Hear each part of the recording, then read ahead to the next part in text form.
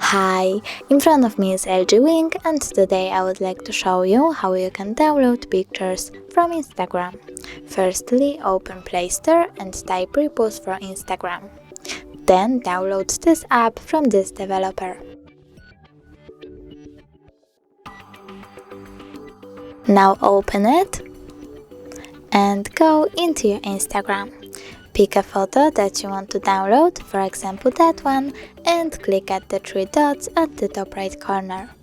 Choose Share To, tap on Repost App and go back to it. Pick one of the options and click at the photo that you want to download.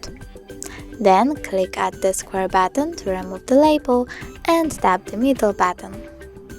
Now when I go into my gallery, I can see that my photo was successfully downloaded. Thanks so much for watching. If you enjoyed this video, don't forget to leave a like, comment and subscribe. Bye!